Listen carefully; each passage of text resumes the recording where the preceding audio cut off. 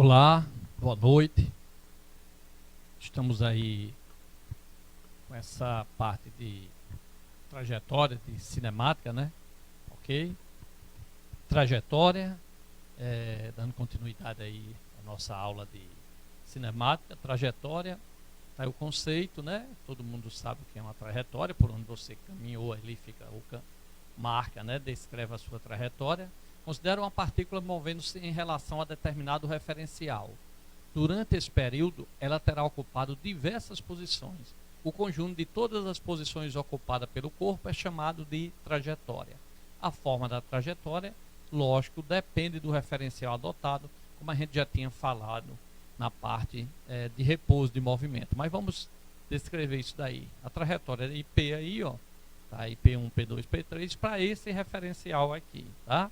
Mas, olha só, falamos isso aqui já em outras aulas, mas relembrando, se um avião vem e solta uma bomba, essa bomba que está dentro do avião está à mesma velocidade do avião, horizontal, então ela continua horizontalmente. E como ela vai começar a cair verticalmente, ela vai ter o movimento horizontal e vertical.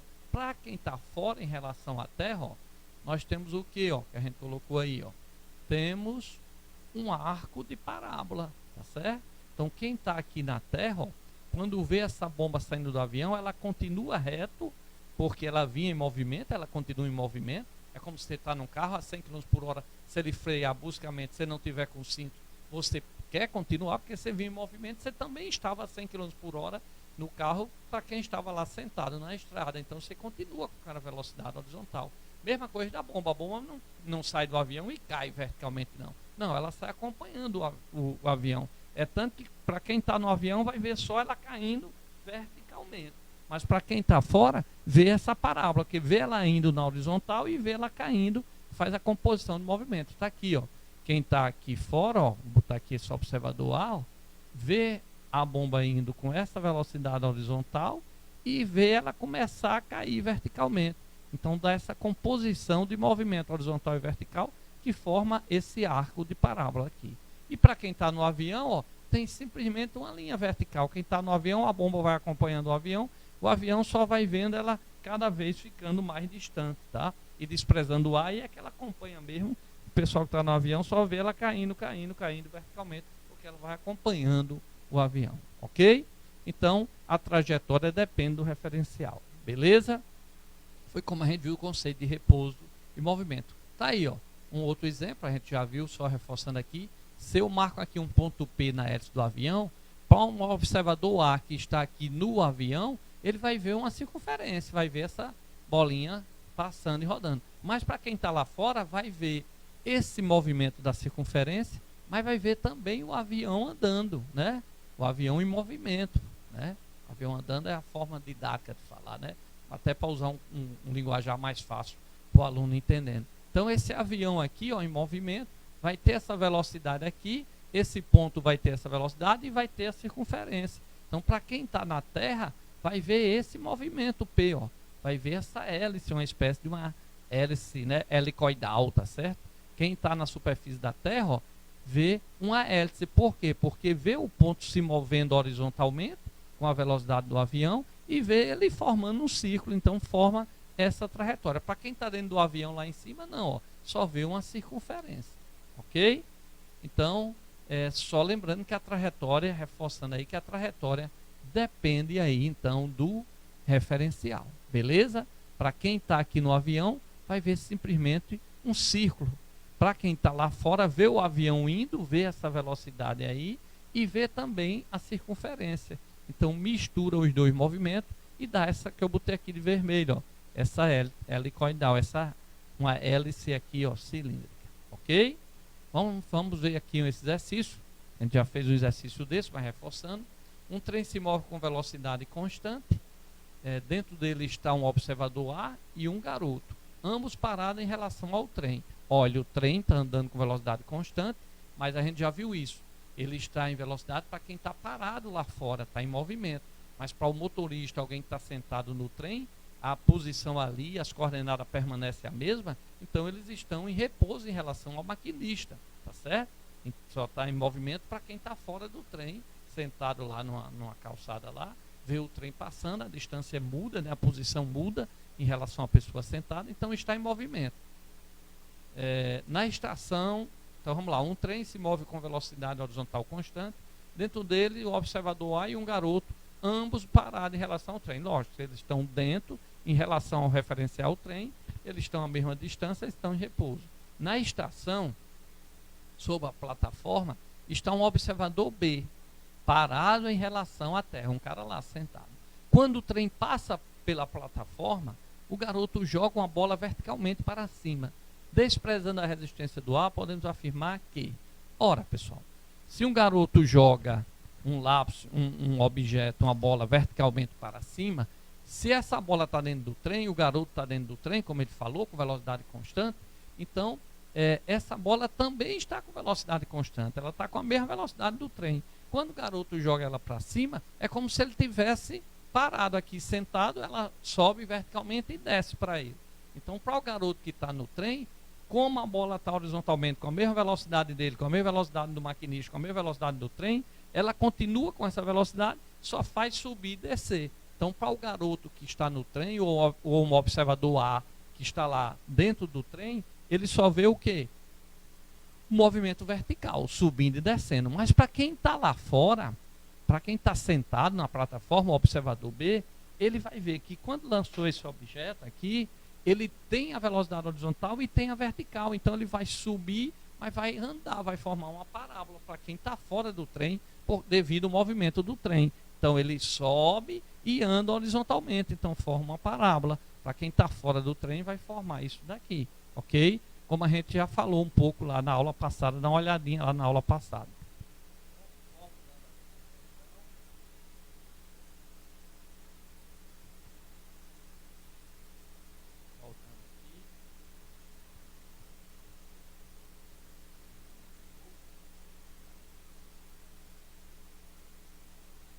Então, voltando aqui à questão, ó, o observador B vê a bola se mover verticalmente e cair atrás do garoto? Não. O observador B, ele simplesmente vai ver, tá certo? Ele simplesmente vai ver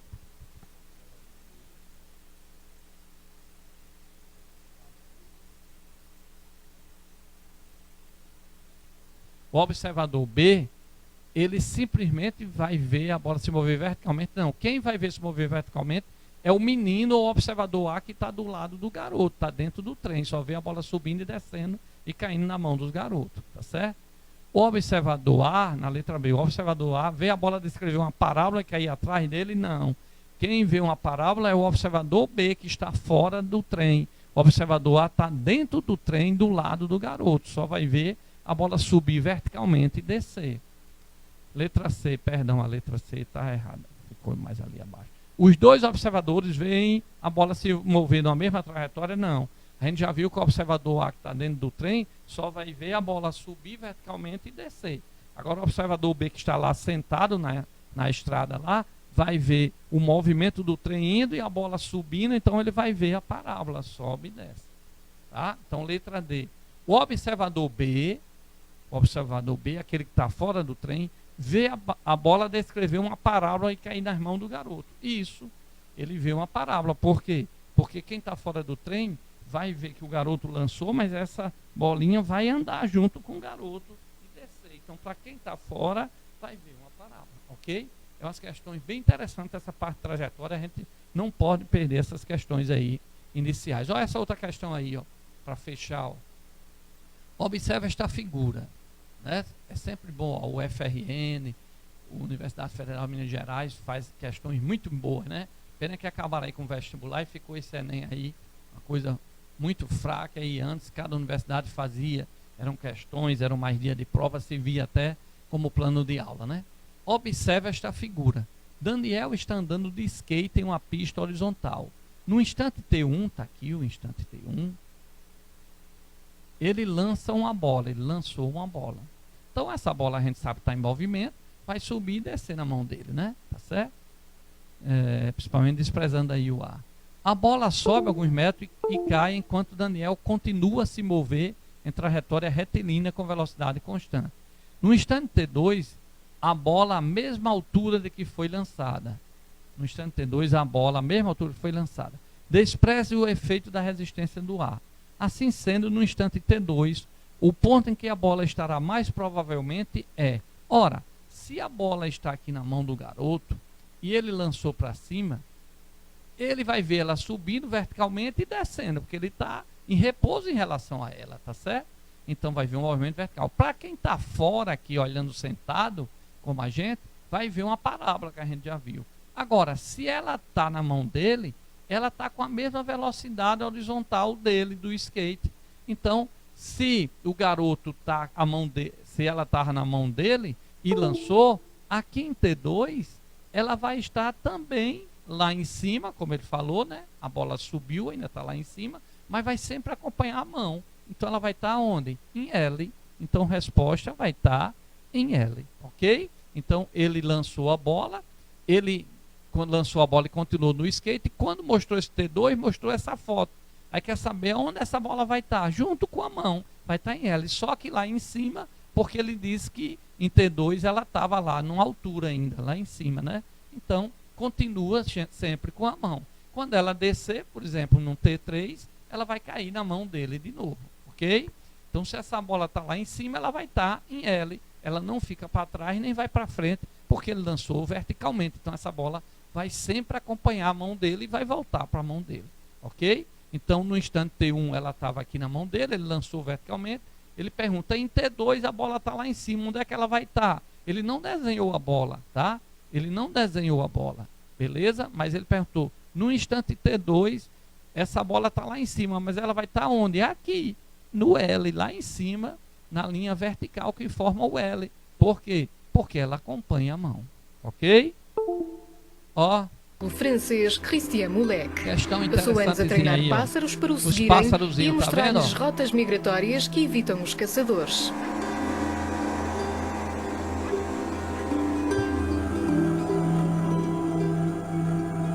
Veja aí que o pássaro está na mesma velocidade dele, ficou como tivesse movimento nesse instante aí, ok? Então, o pássaro, ele tocou no pássaro porque os dois estavam na mesma velocidade horizontal, então um em relação ao outro estava em repouso, por isso que ele conseguiu tocar nesse instante.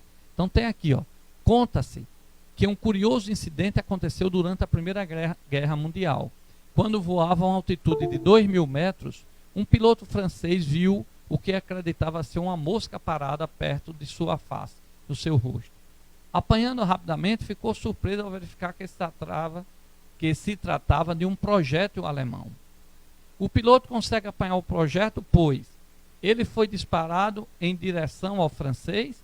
Não, se ele viesse disparado em direção ao francês, freado pelo ar e parou justamente na frente do piloto, né?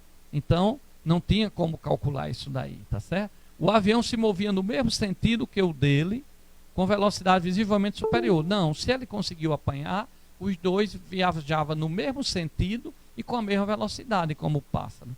Letra C.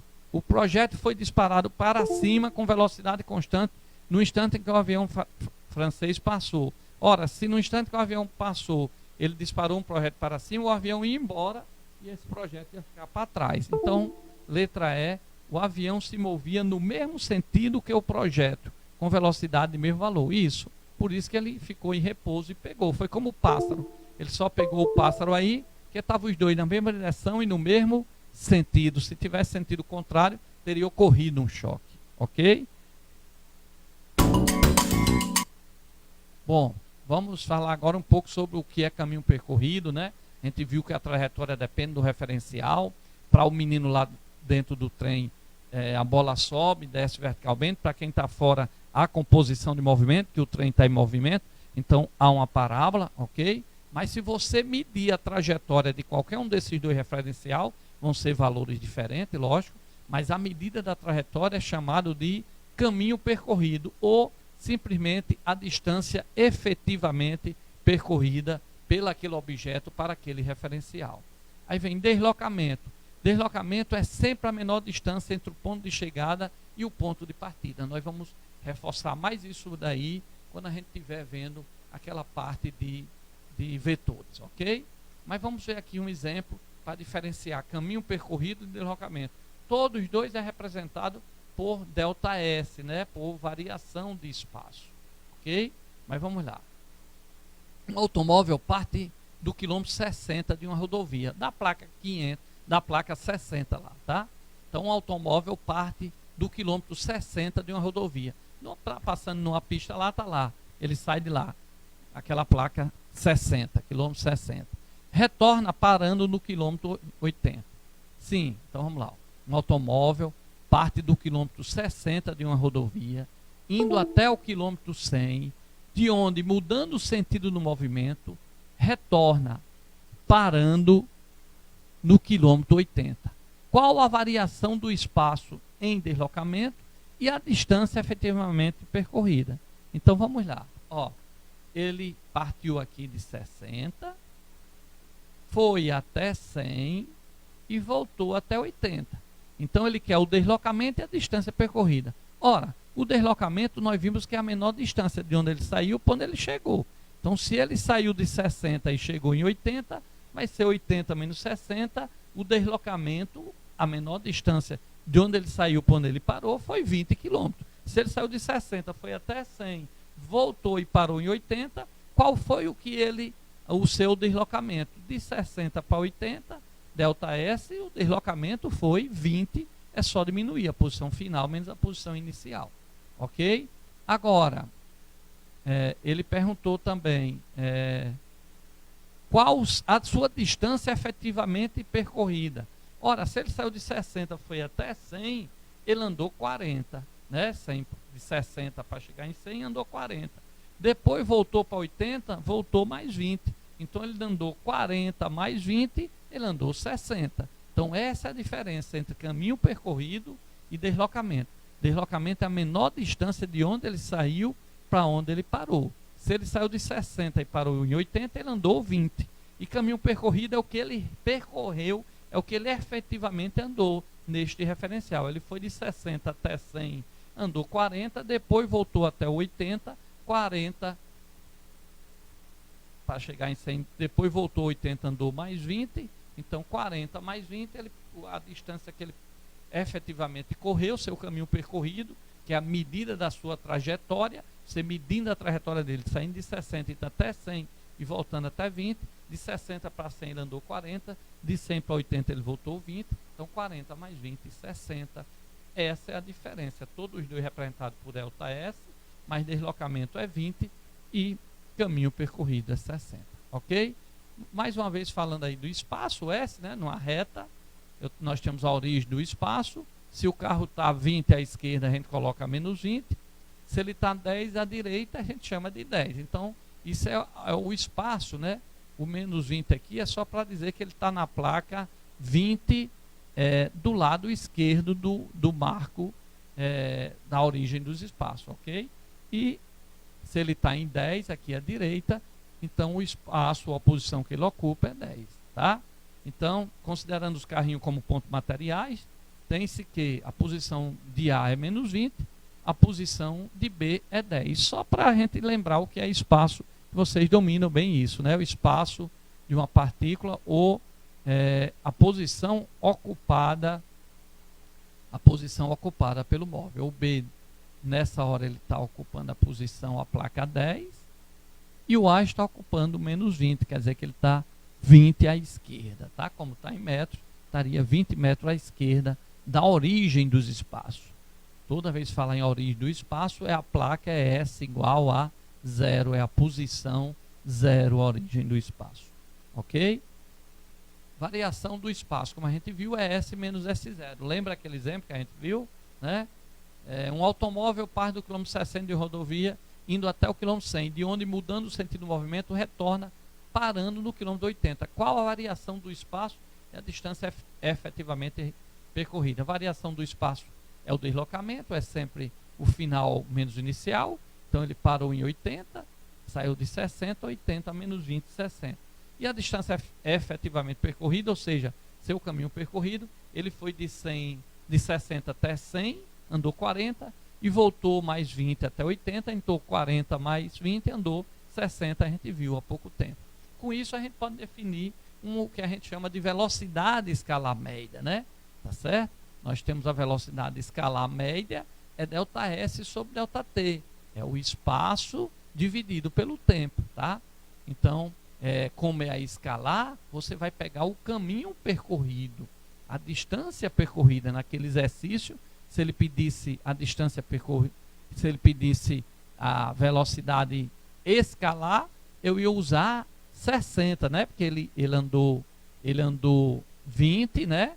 Ele andou de 60 até 100, ele andou 40 e depois voltou para 80. Então ele andou 60. Então, quando a gente pede a velocidade escalar média, nós vamos pegar, ó, o caminho percorrido, tá certo? E se em vez de média, assim, só lembrando, né? Aquela parte de quando você está em quilômetros por hora e quer ir para metros por segundo, você divide por 3,6. Quando você está em metros por segundo e quer ir para quilômetros por hora, você multiplica por 3,6. A explicação é que uma hora tem 3.600 segundos, é de onde vem esse 3,6, que a gente tanto memoriza, que decorar também faz parte, ok? Então, toda vez que pedir a velocidade média escalar, você vai usar a distância efetivamente que ele percorreu. Naquele exercício ele saiu de 60, foi até 100 e voltou para 80. Então ele andou 40 de 60 até 100 e andou mais 20 voltando de 100 para 80. Então o ΔS aí seria 60. Já se ele pede a velocidade escalar, perdão, a velocidade média vetorial, aqui está errado, aqui esse nome escalar, perdoe. Se ele pedir a velocidade média vetorial, a fórmula é a mesma, só que você vai usar o deslocamento. Então, se ele saiu de 60, foi até 100 e parou em 80, não interessa o que ele andou. O que interessa é onde ele parou. De 60 para 80, o deslocamento que nós vimos seria 20. Então, esse ΔS eu vou usar 20 quando ele pedir a velocidade vetorial. Ok? A unidade no Sistema Internacional de Velocidade é metros por segundo, né? Só lembrando, a gente usa muito quilômetros por hora, porque, por exemplo, Mossoró está a 300 km, a minha cidade, Apodi, está a 300 km, 300 e poucos quilômetros. Então, a gente usa quilômetros por hora, mas do Sistema Internacional é metros por segundo. E mais uma vez, lembrando, né? Se você está em metros por segundo e precisar transformar de quilômetros para hora, se o problema pedir em quilômetros por hora, então você multiplica por 3,6. Se tem 72 km por hora e o problema pede em metros por segundo, você divide 72 km por hora por 3,6. 72 dividido por 3,6 vai dar 20 metros por segundo. Ok? Vamos fazer um exemplozinho aí. Ó, o Bolt aí, ó. Ele percorre 100 metros, ó. 100 metros. Le premier départ, le bon, Daniel Bailey est en tête, mais c'est Usain Bolt qui passe. Ça y est, Usain Bolt est parti. L'Express, le TGV est parti. Usain Bolt, Percorre 100 metros em 9,58 segundos. Qual vai ser sua velocidade média? Nesse caso, tanto a escalar como a vetorial é a mesma, porque o ΔS é o mesmo. Ele andou 100 km, ou seja, ele correu 100 metros, né? Então, o caminho percorrido foi 100 metros e ele saiu de 0 até 100. O deslocamento foi 100 metros também. Então, como é que eu acho a velocidade média? Média, viu? Teve hora que ele foi mais do que essa, hora ele partiu de 0, foi aumentando, foi modificando essa velocidade. Então, a gente vai achar a média, ou seja, se ele tiver de escolher uma única velocidade para gastar esse mesmo tempo, o tempo todo, quanto seria essa velocidade? Então, a velocidade média é isso. Então, a velocidade média, velocidade é espaço sobre o tempo. O espaço que Bolt correu foi 100 metros. Ele correu em 9,58 segundos. Então, 100 dividido por 9,58 vai dar 10,44 metros por segundo. Que a distância está em metros, 100 metros e o tempo em segundo. Então, a cada 1 segundo ele percorre aí, ó, 10,44 metros. Percorre aquelas casas de conjunto, tem 8 metros. Então, em 1 segundo, marca em 1 segundo. Ele já andou quase 2 casas à frente, ou passou ali correndo por quase 2 frentes de casa daquela. Ok? Então, pessoal, nós temos aqui um exercíciozinho para fazer, né? Tá certo? Para a gente resolver. E vamos ler e devagarinho aqui, vamos responder. Ó. Existem várias versões do caminho de Santiago, tá? Que são trajetos percorridos anualmente por milhares de peregrinos que se destinam à cidade de Santiago de Compostela, na Espanha, com a finalidade de venerar o apóstolo Santiago Maior. Considere que uma pessoa percorreu um desses caminhos em 32 dias, andando a distância total de 800 quilômetros. Então é o caminho percorrido dele, o delta S. E caminhando com a velocidade de 3 km por hora. O tempo que essa pessoa caminhou por dia, em média, foi, então ele quer o tempo por dia, né? Então, ele disse que percorreu 800 km em 32 dias, tá? Andando a uma velocidade média de 3 km por hora. Olha o que a gente fez a resolução. A velocidade é delta S sobre delta T. Quanto é a velocidade dele? 3 km por hora. Ele deu em km por hora. Não está no sistema internacional. Seria metros por segundo, lembre-se disso. A velocidade foi 3. O delta S que ele percorreu foi quanto? 800. Então, esse delta T sobe, esse 3 desce, divide 800 por 3, você tem o tempo que ele gastou, aí nesses 32 dias que ele percorreu 800 quilômetros. Só que ele quer o tempo que essa pessoa caminhou por dia, tá? Então, 800 dividido por 3, a gente não vai fazer as contas, e no Enem, num concurso e numa prova, num teste, a gente não faz essa conta assim, deixa para o final, porque pode ser que corte alguma coisa. Então, a gente vai ver o seguinte, ó, em 32 dias, né, que ele andou 800 quilômetros em 32 dias. Então, em 32 dias, ele gastou 800 sobre 3 da hora, foi o tempo aqui, né? Então, ele quer saber em um dia, quantas horas essa pessoa andou por dia. Então, em um dia vai andar X. Aí vai ficar 32 vezes X, fazer a regra de 3, igual a 1 vezes 800 dividido por 3. Então, fazendo essas contas aí, 32x, né, igual a 1 vezes 800 dividido por 3. O 32 passa dividindo, então a gente vai chegar a essa continha aí que vocês podem fazer depois, da 25 sobre 3H, né? Então, 25, na matemática, se quiser, você pode simplificar assim, ou então divide 25 por 3. Mas 25 por 3 é a mesma coisa de 24 por 3 mais 1 sobre 3. Soma de fração, né? 24 mais 1, 25. Só que 24 dividido por 3 dá 8. 8 horas, tá certo? Aqui. Então, vai dar 8 horas e 1/3 da hora. Uma hora tem 60 minutos, né? 1/3 da hora tem 20 minutos. Então, 8 horas e 20 minutos. Essa conta final aí, você pode, né? Se tiver dificuldade, fala comigo aí no zap do professor, que é bem conhecido, tá certo? Procura aí como resolver essas continhas aí. Vocês podiam fazer 25 dividido por 3 direto. Aqui a gente usou esse conceitozinho aqui de frações, que é bem interessante. 25 sobre 3 é a mesma coisa de 24 sobre 3 mais 1 sobre 3. 24 mais 1 dá 25, né? Então 25 é 24 mais 1. 24 dividido por 3 dá 8. 1/3 da hora é 20 minutos. Então 8 horas e 20 minutos. Aqui, ó, letra B. Ok? Então, uma questão não muito difícil, mas só para a gente colocar aí. Você pode voltar essa aula, anotar, tenta fazer. Se tiver dificuldade em matemática, pede um amigo, alguém de casa que gosta de matemática. Se não, entre em contato aí com a gente aí em sala de aula ou nas redes sociais. Ok? Beleza? Bom, turma, então a gente vai parar um pouquinho aqui por aqui hoje. Depois a gente vai continuar aqui essa parte cinemática com essa parte de movimento retilíneo de forma.